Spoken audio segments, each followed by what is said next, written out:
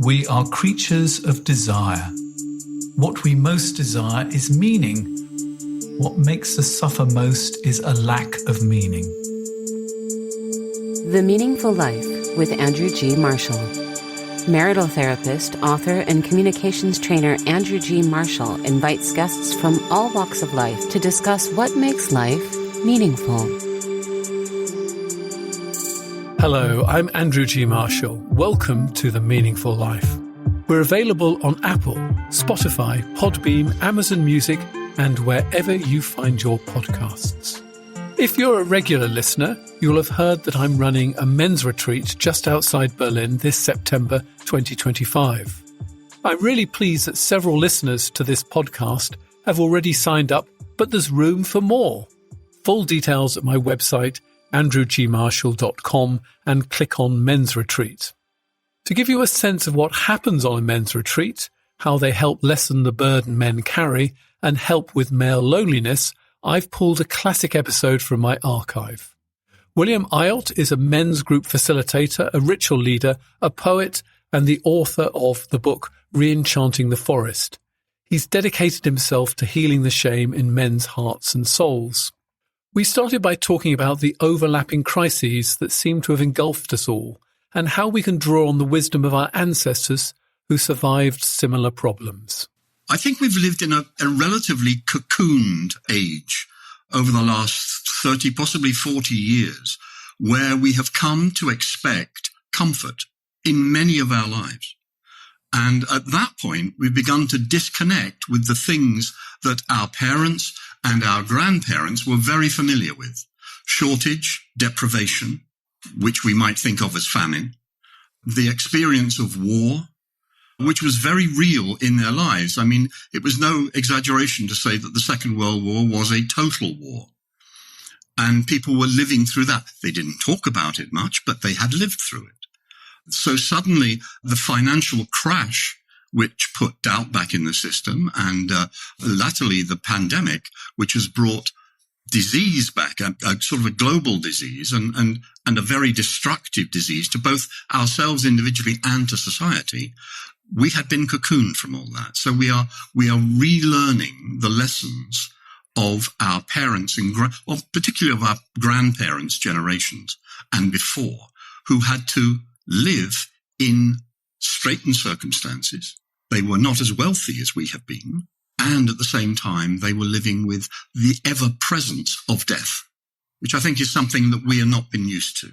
Now, today we're going to be focusing in particular on men's response. So I think hopefully the things we're going to be talking about are going to be equally interesting to women, either because they're facing the same problems or they love men who are facing these problems. But what is different, do you think, from the way that men approach these huge issues that we need to focus on as two men here today? Good question. Well, there's an old truth that says that women are more in their bodies and they experience things more fully in that sense, and that men can be strangers to their bodies. I mean, they can respond in a very heady way. And at that point, until such time as they are brought back into their bodies and they're grounded in their bodies and they begin to feel many of the things that many of us as men do not feel, and certainly that was true of me right up until my 30s, that whole time when I was at some point just unable to put labels to things. Not only could I not feel, but I didn't really understand the notion of the feeling. And it wasn't just dark feelings, it was things like joy I just didn't have access to. So could you expand on that, sort of not quite knowing what the problem was, but knowing that there was a problem so we can sort of really understand it? Because I think people will recognize that. Sure. I think there's a dis-ease, Andrew, with many men. We are brought up in a sort of a paradox. On the one hand, we are expected to be emotionally literate, available, and fully what we used to call the new man. We are supposed to be present and available. This whole notion of being emotionally literate was unheard of in most men's lives, not that long ago. And on the other hand, we have this extraordinary situation in which we are still receiving, often unconsciously, from people who would claim to be very conscious, that we are expected to step up and deliver. We are defenders and protectors. We have all those sort of responsibilities. Are we imagining that? Or is there still a cultural message that is giving us from a very early age a sense that there are roles for men and roles for women? And this goes back way, way back into our history, where in times gone by, there was a sort of a deal struck between men and women. And I'm speaking in the mythical world here, but there was a deal struck between women who risked their lives in childbirth and men who risked their lives either in the hunt or in combat in defense of the tribe, the family, and their people. So that was a deeply ingrained response to life. And I'm not sure we've entirely shaken that off. And that's just where we are. I don't think in terms of a right or wrong around this. I just think in terms of, well, that's where we are still. And it's a paradox for many men, and they're torn between the one and the other. They want to please their partners, and they want to step up as a man. That's a difficult paradox to live sometimes. And I think it's not just sometimes that men are alienated from their bodies. I think they're alienated from their souls sometimes. It's sort of almost like an old-fashioned idea. What do you think the soul is that we're alienated from sometimes? Well, that is a big question. The soul, as I see it, and it must be said that many different cultures think of the soul in many different ways. Many indigenous cultures think of external souls. You can have 1, 2, 3, 4, 5 souls that manifest in different ways and do different things. The idea of a soul that runs before us, that can be a totem animal or can be some form of creature. We only know of it through notions of witchcraft and the idea of a familiar, a witch's familiar. But that's closer to something very old in which we were believed to have what Philip Pullman would call a demon. He would speak of this outside entity, and he elaborated on it beautifully. But I think that those kind of souls can be seen in the context of different cultures. For ourselves, and I think we have to acknowledge that whether we are secular, whether we are religious, whether we are atheist, we are living with an inheritance of 2,000 years of convinced thinking. And that's sort of in our bones. So we have the Christian notion, or the Judeo-Christian notion of a soul. But we also have the pagan notion of the soul, which is something that is deeply connected to the world, deeply connected to feeling, deeply connected to experience. And Robert Bly, an old teacher, wonderful old poet, he used to talk about the soul is here for its own joy. It's a part of us, but it's not actually a part of us. It has its own way of operating. It doesn't do data, for instance. It thinks in symbols and images. It doesn't hold with many of our notions of how we live our lives. We want to move onwards and upwards, and the soul is going, ooh, that's a curious button. I'll press that one and see what happens. It just wants to experience. And if we fall off a cliff, if the car explodes, if our relationship is destroyed just by right of pressing that button, the soul doesn't really bother as long as it's had the experience. It is an entity within us, but it's not necessarily us, if that makes sense. We can find ourselves, our ego and our souls can get separated out, and we've been living in a very egoic age. So many of us have lost contact with our souls. What do you think of the idea of the sort of soul being like a sort of an authentic version of ourselves, rather than the sort of the version that our parents, the system, our headmaster, our partner, even ourselves would think we want, but that somewhere inside us there is an authentic version of ourselves that has to be heard? Yes, I think that's a very good point. I think when we begin to look at ourselves, we begin to notice that the soul and the psyche seem to be one and the same thing, whichever way we care to name it. The mind is a wonderful thing, but it is working in a different way slightly to the soul. And when we begin to realize that, and let's be honest, there's soul music, soul food, soulful ways of behaving that seem to imply a depth of feeling, a connection, and an embodied quality. So I think that that's an experience that we have, and very often it's a thing that happens in later life. As we move into our lives, we suddenly realize, and it can be quite a sudden thing, that we have parted company with our soul. And that can be a very painful experience. And we try and get it back in all sorts of ways. So tell me more about this experience that happened to you around about 30 when you had a sort of disease with yourself. What happened and how did you meet yourself again? I was working in casinos in London's West End. Mildly dyslexic. I went for a job as a youngster. I went for a job as a courier and became a croupier. And at that moment, I got paid and suddenly I stayed for a while. And I lived in this strange world which magically recreated the childhood home that I had, where people would get drunk and play cards at night. I grew up in a pub. And it seemed very familiar and very easy at first. And I stayed there and I stayed there and I stayed there for decades, a couple of decades. And at a certain point, I began to realize that there was something terribly wrong with me. And I couldn't really blame the world. I tried. But what I began to realize that was at a certain point, I was in real trouble. I was also writing during the day. The casino work allowed me to do my writing. I had a play that was transferred to London and did very well by its own lights. And on the opening night, the lights went up and a trapdoor opened under me. And as I thought, is this what I've been doing for all these years? And I just fell through into a sort of a clinical depression. At a certain point after that, I realized, actually, I think I was soul dead. I had no connection with my soul.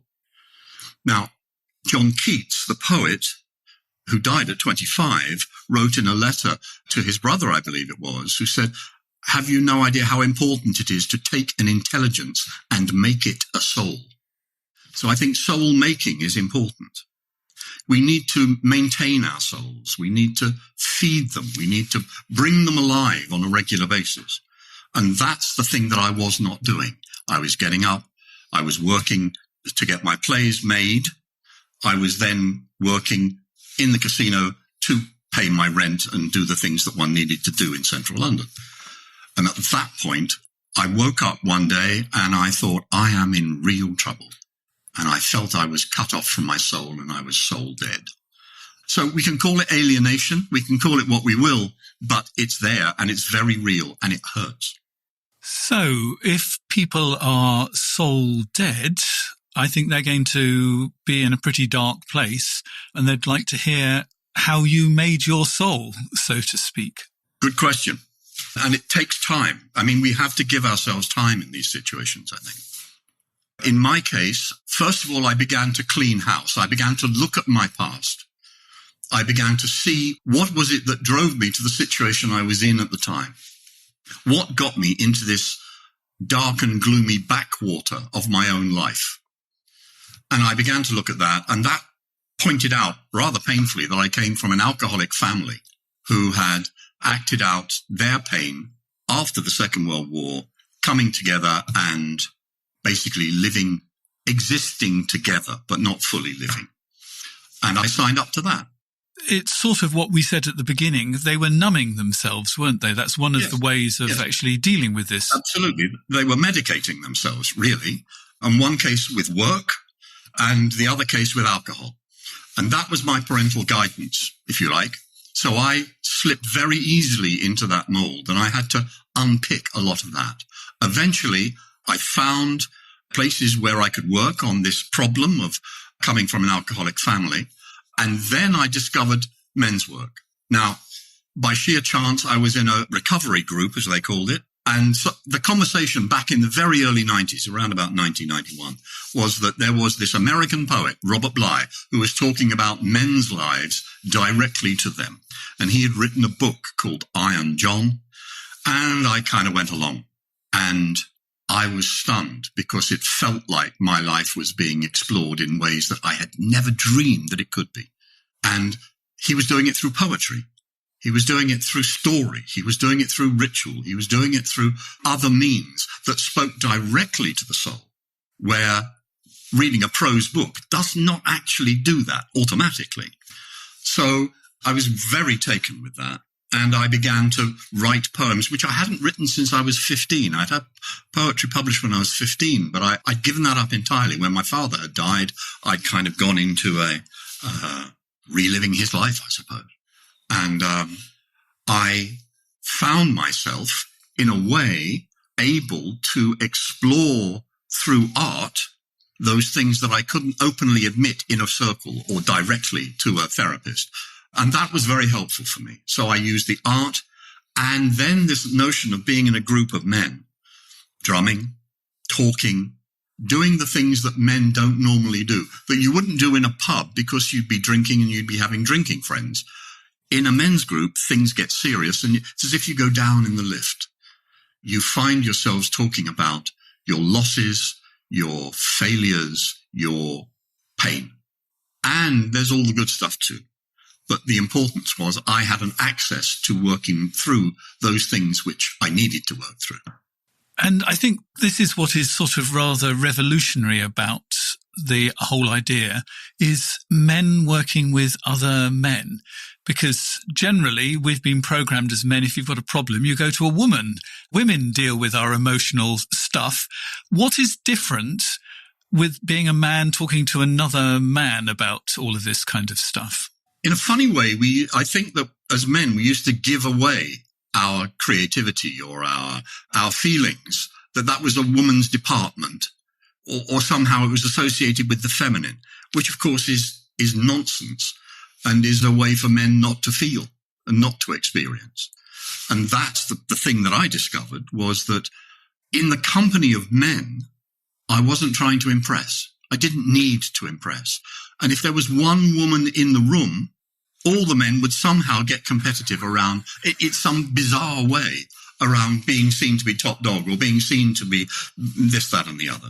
But when in a group of men, I found myself beginning to heal in ways that I actually didn't believe possible.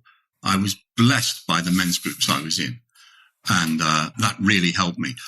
If you can take your tears to a group of men, if you can be held in your rage or your fear by a group of men, that has a slightly different effect than giving it to mummy, taking it to the wife, taking it to the lover, taking it to the girlfriend, who just gets so fed up with having men dump their feelings on them. It's a place where you can begin to really process and get through. As Robert Frost, the poet, says, the only way out is through. So you have to go into the feelings to heal. You have to go into the darkness to heal. And to do that in the company of men is both strengthening and in some way quite potent. It gives you a sense that you're actually getting somewhere and doing something. And there are men now, of course, who've been in men's groups for 30 odd years. They really have made the journey with each other. Yeah, I've been in a sort of a similar kind of thing on and off for 15 years. I mean, it's the doing it over time, I think, is what is so powerful, because you sort of have ups and downs and you see the full range of people. And, it's good to see how other people deal with the same stuff, like, parents getting old and dying and things like that. You don't feel as if you're the only person going through it. And that is wonderful. Now, the two things that are likely to come up that men need to deal with are anger and shame. So I think we'll break them down into two halves, because if you're going to heal a man's soul, if anybody's going to heal their soul, they're going to have to deal with these two things. Yeah. So let's look at anger first. And you have a lovely idea of a sort of a triangle where you have anger, shame, and violence. So tell me about that triangle and why do you have it? Originally, it came to me as the idea of gaswork, which is grief, anger, and shame. And the sense that they were inextricably linked. I spotted in myself that very often when I was angry, what actually was going on was that deep down inside, I was really full of grief and unable to express it. There was also the other thing going on, that often when I was angry, an old childhood message would come up, whack, and I would find myself in deep shame. Unable to speak, unable to look people in the eye, diminished and sort of frozen in that moment. So I began to realize that rather than feel the shame, I could be angry. I would sort of puff myself up, which made me feel better and stronger somehow than this diminished, shrunken creature that I could become in shame. And ultimately, I lost contact with the grief almost entirely. And it wasn't until I got into men's groups or into men's work where I discovered that the door to healing in men's cases is actually grief. I think this is very different for women in the way that I think men need to go away and grieve together. And that's been a recurring riff in mine and many men's lives. I think that women need to go away and be angry together. That in the way that big boys don't cry has been the message in many men's lives. Little girls shouldn't be angry has been the message in many women's lives. So that we have that terrible situation in which a woman comes to us very angry and starts to cry because that was the only acceptable message to her.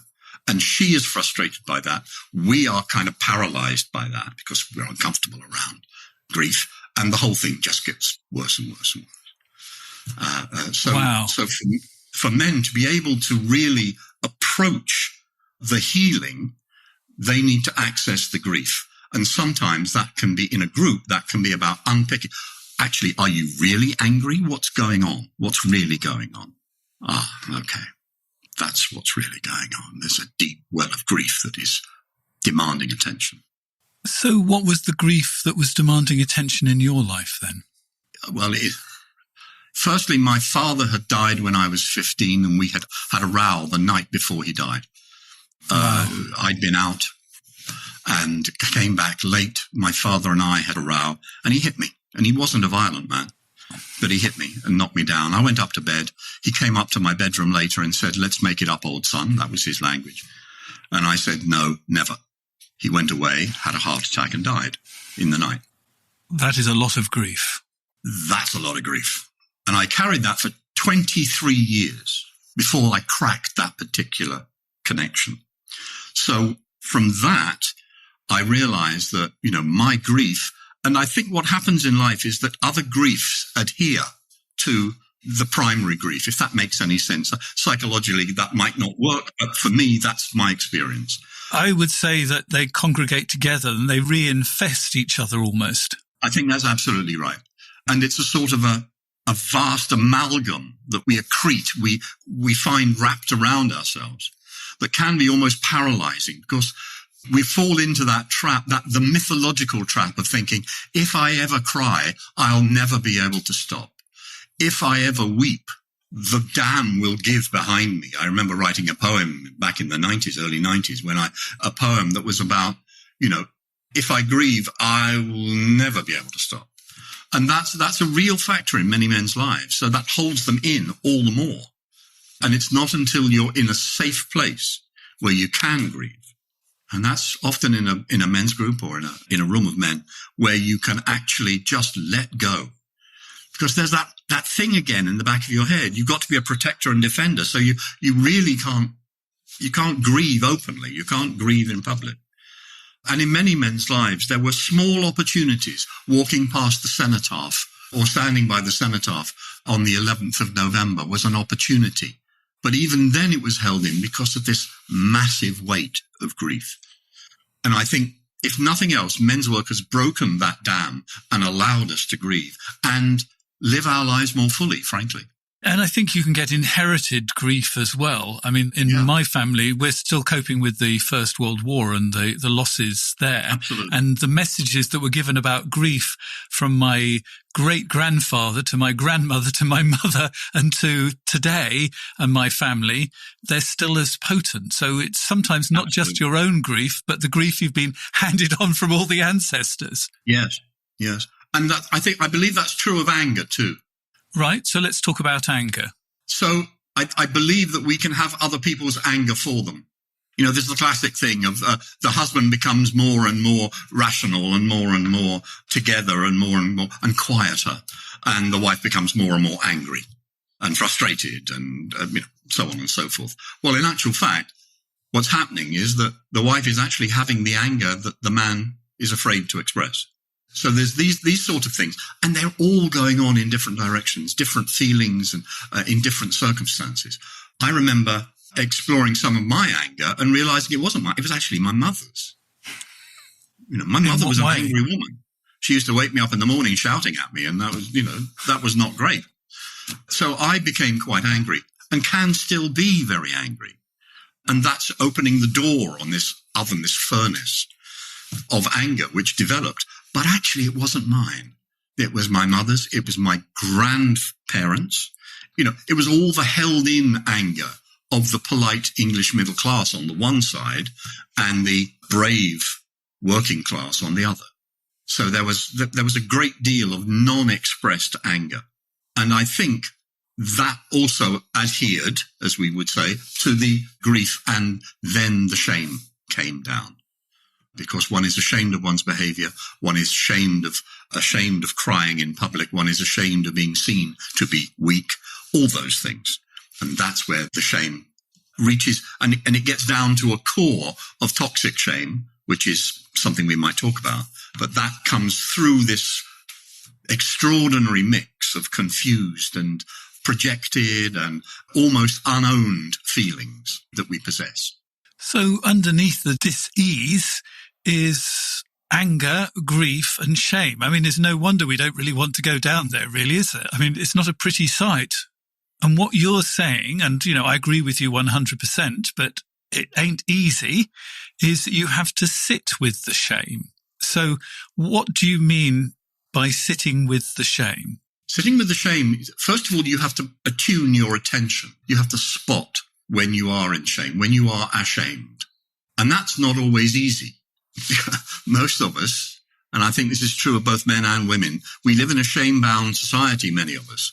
That shame is endemic in our culture. It's like another pandemic that no one ever talks about. But in that process, we can live it. And I lived it for 30 some years. I lived a long time in a medium of shame. So like a fish in water, I couldn't say, oh, that's the water, because that's just what I swam in.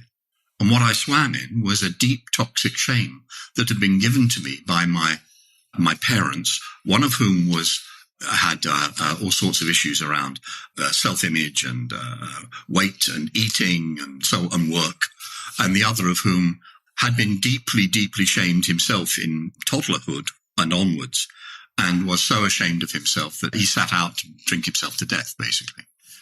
And that was my inheritance of shame.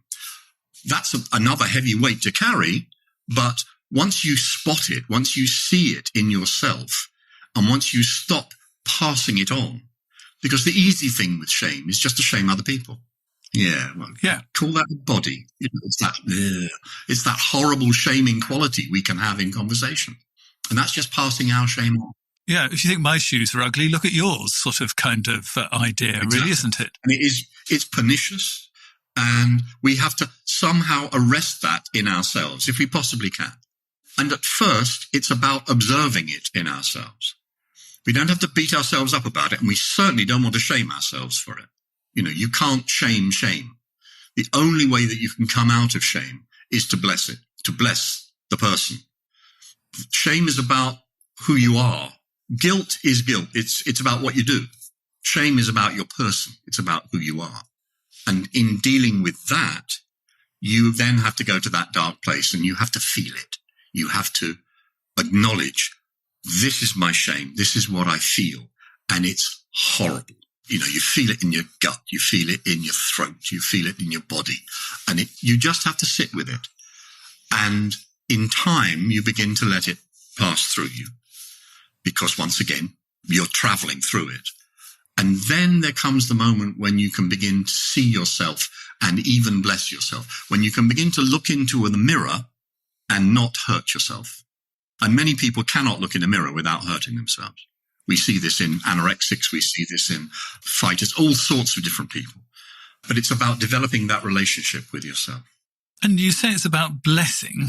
Tell me about how you bless somebody or you bless yourself. Yeah, it's a fascinating thing, isn't it? Blessing comes from blessen, an ancient German word, which relates to blood. It's to make sacred with blood, which goes back to the Bluthaus and the blood house and the sacrificial quality. So it's a sacred activity. So that connects it immediately with the soul. And if you come from that place and you are able to look people in the eye and say the good about them, see the good in them, name it, and bless it. And we don't have to go through a whole big rigmarole of, I bless you, you don't have to do that. In an argument, for instance, I say, that hurts, but I can see that you're doing some good. I can see that you have this quality, and you name the quality and you bless it. And that's the ability to see the good and call it and name it. Robert Bly, the poet that I talked about, had an extraordinary ability to both bless and curse. He could really bless people. He could look you in the eye and say, I think you're doing really well. Or I really liked what you said earlier about so-and-so. And he'd be speaking from an almost magisterial position of authority because you'd invested him with that authority just by being in his company. And he would be able to use that and say, in my case, said, I see you as an old man, which to other people was insignificant. To me, it was the one thing in the world I needed to hear because I always assumed I was going to die young because all my family did. Drink and heart attacks and all those sort of things. So I'm now 10 years older than any male in my bloodline, my immediate bloodline, and I'm living to be old. And that was thanks to Robert seeing that and blessing that in me. That's a bit complicated, but that's how I felt it and how I saw it. I mean, I felt incredibly moved when I heard that. It's sort of the whole concept of blessing and that story about it sort of, as you say, traveled down somewhere deep into the soul. Yes, and it doesn't have to be verbalized. I used to run a poetry series on the border between England and Wales in Chepstow. And we would invite different poets from America or from Australia and Wales. So they'd be on the border and they would meet. One of the poets that I eventually managed to get was the then Archbishop of Canterbury, Rowan Williams. And he came along and he gave a fantastic reading with a wonderful Pakistani Indian poet called Imtiaz Darka. And they could not be more apart, but they created a wonderful evening. At the break, midway through the evening, Rowan Williams was walking towards the bar to get himself a drink of some kind. We were trying very hard to do that for him, but he could not take a step because people were standing in front of him wanting to speak to him. And I spotted what he was doing, and he was throwing his attention around these people so that for that moment that they were together, that was the only person in the world. And it was almost like darshan. You've heard of the concept of blessing by touch, by presence, by being with someone. Just by being with someone, he would look at them, drink them in, and just by being there would bless them. His quality would reach out to them and hold them and bless them. And it was a fascinating thing to watch. I don't even know if he knew he was doing it, but he was blessing people by his presence, by his attention. And I think that's the key factor. If you want to bless someone, you can't just say, oh, I bless you, you're fantastic. You have to really look them in the eye, see them, and bless them. It's a really connective thing. And that's the thing that reconnects us. It's like a little silver wire that reconnects us to humanity. And when we are shamed, those wires are snipped. So we progressively lose more and more of those little connections until we're utterly isolated. So the blessing is what reconnects us. Soul to soul, eye to eye, heart to heart, however you care to look at it. But that's the gift of blessing. And I think it's a thing that we all need to practice. We don't do enough of it. And I think often it comes when you have made the journey yourself. You have to have somehow experienced not being blessed to then bless yourself, because you have to do that thing of looking in the mirror. And that can be a tough one. Now, I think you said most men have a problem with grief. I think my problem would be more with shame than grief. And one of the things that you can do to try and avoid or not deal with shame is you can go for pride, rather than I'm terrible, I'm wonderful.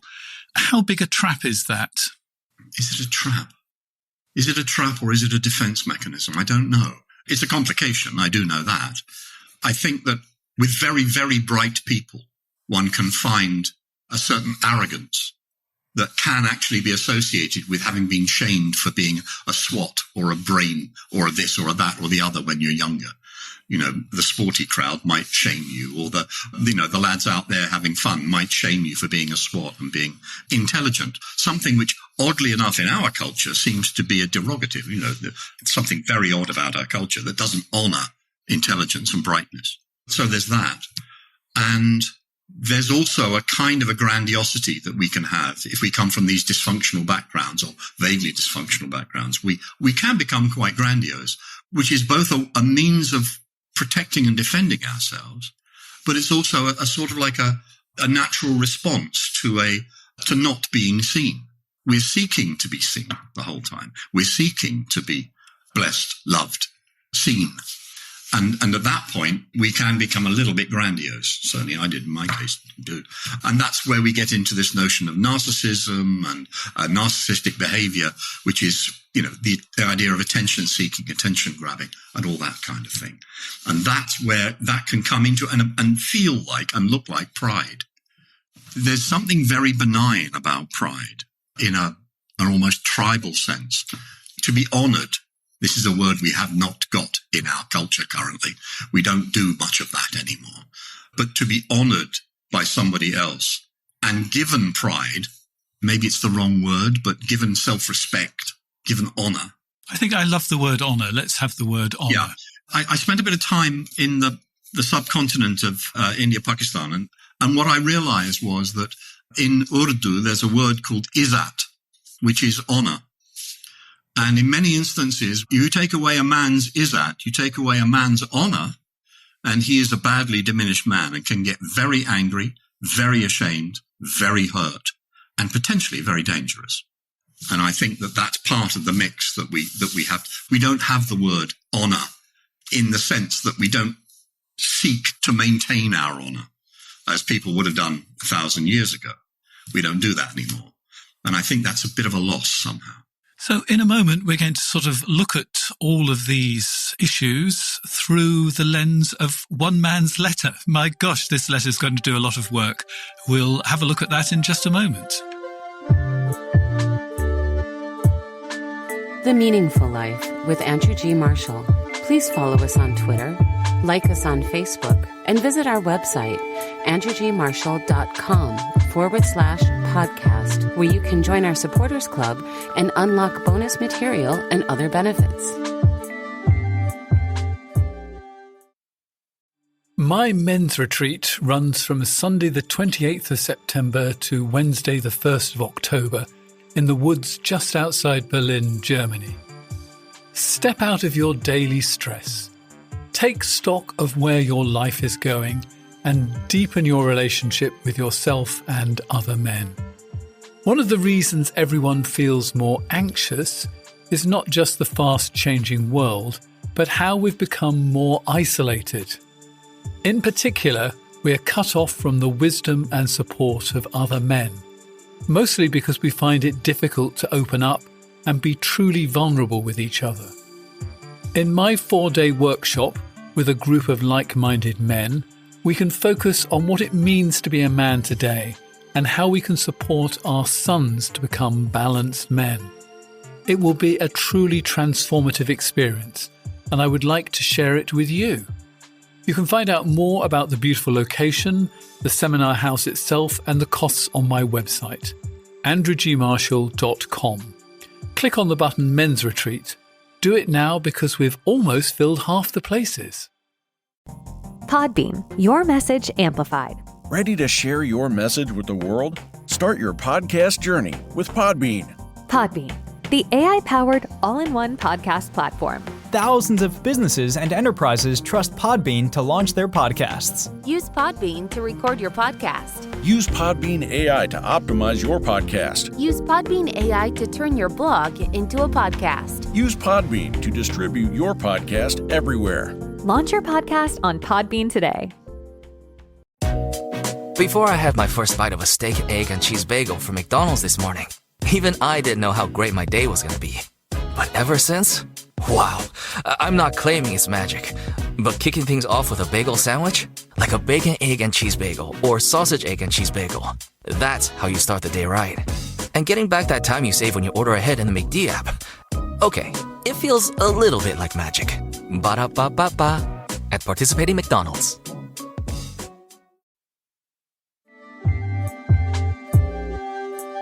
If you enjoy the meaningful life, there's all sorts of ways of getting involved with it. I have a newsletter that's done on Substack. It comes out every 2 weeks, and I look at issues that I think will be helpful to you. I point up particular episodes of The Meaningful Life. If you'd like to have that, it's completely free. Go to my website, www.andrewgmarshall.com, and you will find out how to subscribe to my newsletter. While you're there, you could look at becoming a supporter of The Meaningful Life and help us continue the work. You'll find details of that at www.andrewgmarshall.com/podcasts. And there you can also find out how to send a letter in. And this letter is brief, but full of pain. So I believe my wife to be depressed has been for many years. Nothing works. Blames me for everything, gets angry at the drop of a hat. Tried to work it out, tried everything with logic, but nothing works. I need help. So this is soul work, really, isn't it, ultimately? I think you're right, yes. I think you're right. And there's a quality of almost like a miasma of pain in the description of the relationship. There's a miasma of pain between this depressed wife and, I think, an increasingly desperate husband. I think it's fair to say that. That's what I'm hearing when I read it. And also, in that desperation, a sense of holding on, trying to fix it, wanting to force a solution, which of course is a very male response to a female problem in that sense. But trying so hard. I've tried everything with logic, but nothing works. Well, I think it's a truth or a partial truth to say there's no such thing as an intellectual answer to an emotional problem. You know, there's that sense that maybe he's looking at the wrong thing, poor man, you know. I mean, I think the first problem is that we as men have been raised to solve problems, and some people don't actually want their problems fixing. They want you to really see them first. That's what they want. They want to be seen, not fixed. So how could he see his wife rather than trying to fix her? As I finished reading it, I had a sense of him backing off. There's something sort of almost relentless about tried to work it out, tried everything with logic, but nothing works. I need help. There's that desperation in it, but I have a sense of him pushing it, when perhaps his wife just needed to be allowed her depression. And that's a difficult choice to make, but to then back off and honor her in her depression, that's a difficult choice for a man to make, because the expectation, and it may also have been his wife's expectation, that he was going to fix it, that he was going to cure it, he was going to solve the problem. But clearly it's insoluble. It can't be fixed. And that's where he's calling for help. And when you try and fix somebody and you try and fix their anger, what do you think normally happens? They just get angrier. Absolutely. And you either have a damn fine row, which may be good, you know, it may clear the air, or you get into a habitual call and response. Anger, resentment, anger, resentment, anger, resentment. And the whole thing just kind of rolls forward in a sort of like an emotionally limp kind of a way, where it's never, ever resolved. It's just experienced and lived. Now, I actually do have a podcast specifically on the topic of how men respond to women's anger, but let's look at this. How do you respond to a woman's anger? How does he respond to his wife's anger? Because trying to fix it is making her angrier, so we need an alternative strategy. Well, I think the first thing is to keep breathing. It's shocking how often. I was once in a room full of men and women where the women suddenly started to express their anger for righteous reasons, and the rage of a half room full of women had 16-stone rugby players running out the door. They couldn't handle it. They couldn't handle their loved ones or just a woman's anger. And of course, at that point, we're talking about mummy's anger and the fear of losing mummy and the fear of all that sort of mythological thinking that we get into around our partners. And I think the important thing in that circumstance is to take a big deep breath, is to remain present and absolutely remain present and allow that anger to just break like a wave. You know, you don't have to fix it. You don't have to stop it. You don't have to sometimes you just need to stand and listen to it, or as we might say, take it. And I would encourage you, and this is going to sound like the most weird idea, is I would ask you to say to your wife, tell me more. Just those 3 words, tell me more about that. Because what it says is, I accept your anger. Now, I know that that's a terrible thing to say, but deep down, if you can accept somebody's anger, you can accept all of them. Whereas if we won't accept somebody's anger, what we say is, I'll have these nice bits of you, but actually I don't want the rest. And that actually feels, if you're the person that's actually on the receiving end of that, it actually feels deep down very rejecting. So, it's terribly understandable why you don't want to hear any more anger. But if you actually can say, yeah, I hear you're angry, tell me more about that, you will get a whole lot more anger. And, if you're really strong, you could say, yeah, I hear that, is there more? And there will come a point where there isn't any more. Yes, and absolutely. You might then have a conversation that would be different from the ones that you normally have. Yes. Or at least what anger there may be, and there will be anger in the future, what anger there may be in the future will be present anger rather than past accrued anger, that stuff that can be so toxic and difficult. The one thing I thought was interesting in the letter was, I say the one thing, it's actually a very interesting letter, was this idea of trying everything with logic. And that kind of prompted me to think, maybe there's an opportunity here for the guy who wrote the letter to have a really good look at himself. Could he possibly be projecting his anger onto his wife? Could he be maintaining his own righteousness in his logic? Could he be possibly keeping to a path where he's the one who is sane and together and so on, and she's balmy and mad and angry? There's a little bit of that that could be in the mix. And I'm not saying that's the picture entirely. What I am saying is there's a little bit of us that can feel, you used the word earlier, we can feel quite proud for holding on and not getting angry ourselves. That, of course, pushes more anger onto the wife, who can get more and more angry. So I think it might be worth our friend either doing some anger work or joining a men's group in which his anger would be welcome. His anger would be a part of the mix of the group, as all the others. And perhaps there might even be a rage that needs to be addressed. Sort of like, as we have toxic shame, we have toxic anger, which is rage. And at that point, that might be something that he can lessen at the very least. He can lessen in the company of other men. Just a thought. Yeah, I mean, you took the words right out of my mouth. I was going to ask him, what is his own relationship with anger?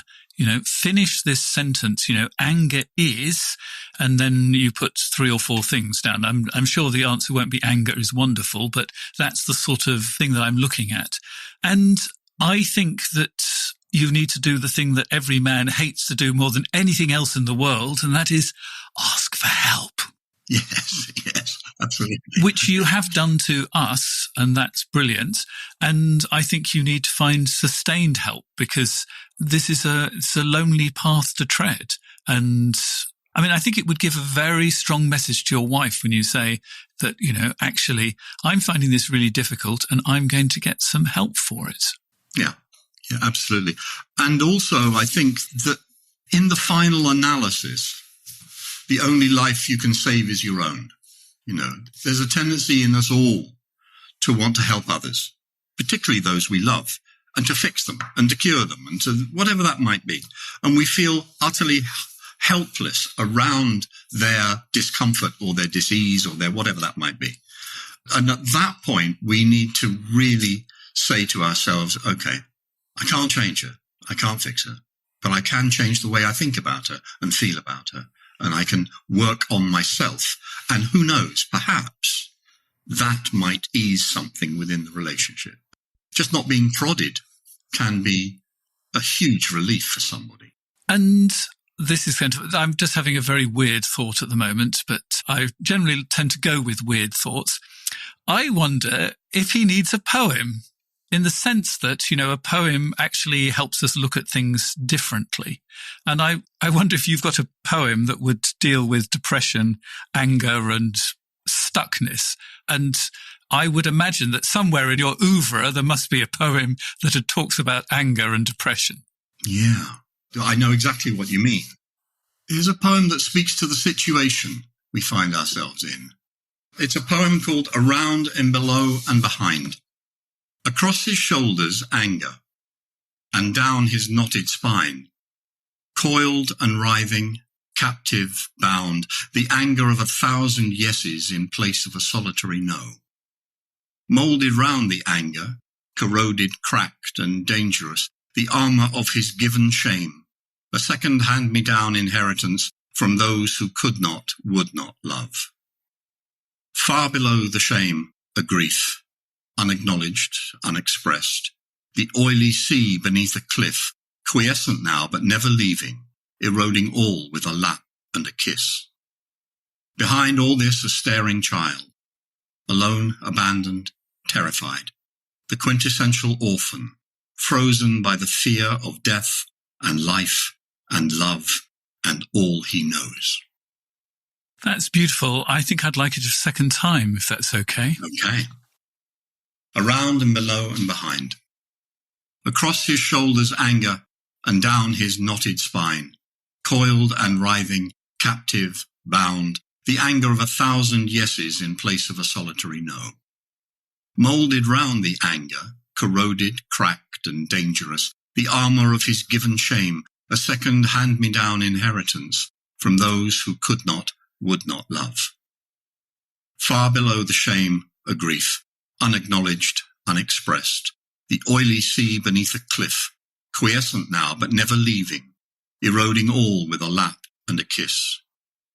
Behind all this, a staring child, alone, abandoned, terrified, the quintessential orphan, frozen by the fear of death and life and love and all he knows. And poetry sort of hits us in a deeper place, which is sort of where we sometimes need to go out of that daily battle. I think this is the realm of poetry because once again, it deals in images, it deals in pictures.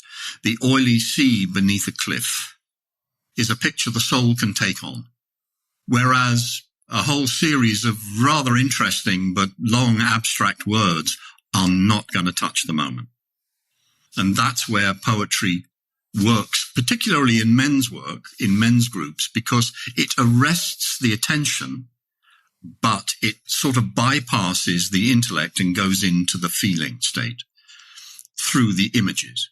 And I think that that's what I found with the work. And I was writing poems in men's events, during men's events, and later in corporate events. But I would write about what was in the room, what I was feeling, what I was seeing.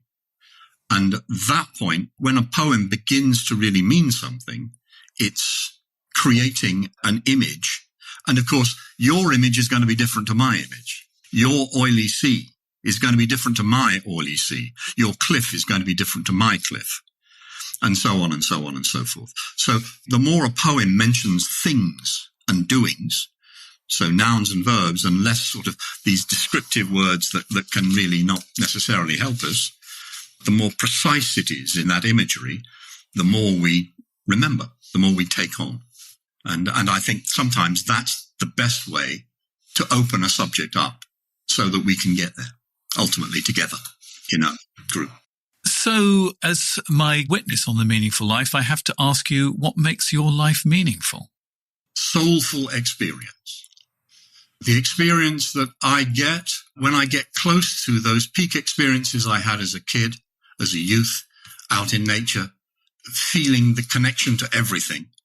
And whether that is grief, joy, madness, all these different experiences, to embrace them and soulfully add them to my life, not to shun them, as I did for so long. So there's a notion for me of having a connection through the feeling to poetry, to art, sometimes just to stand in front of a beautiful thing and let it soak in. But that's what I mean by experience. I think that's how I get to meaning. I think meaning for me is a sort of like a secondary thing after the experience. I don't want to disparage meaning or meaningfulness, but there's a part of me that has to get to it via experience. My men's retreat is from Sunday the 28th of September until Wednesday the 1st of October, just outside Berlin. Full details on my website, www.andrewgmarshall.com. Click on Men's Retreat. If you'd like to hear more from William, we've got some daily rituals to feed our soul. That's what we'll be talking about in the bonus material. And if you want to hear that, you can subscribe directly via Apple or Spotify. And if you want to become a supporter of The Meaningful Life, here are the details. You've been listening to The Meaningful Life with Andrew G. Marshall. You can follow Andrew on Twitter, like him on Facebook, and please leave a review wherever you consume your podcasts. Making, editing, and distributing The Meaningful Life comes with substantial costs, and we'd like to ask for your help. Visit our website, andrewgmarshall.com/podcast, where you can join our supporters club and unlock bonus material for every program, send in a letter to be discussed by Andrew and his guests, and join a community of other people seeking to make their life meaningful. At the gold level, you get even more benefits. Production of The Meaningful Life with Andrew G. Marshall is by Michael Dooney. Social media by Madeleine Healy. Sound engineering and theme tune by Sebastian de la Luz Mendoza. And I'm Susie Colick. Please tell your friends and spread the word. Thank you.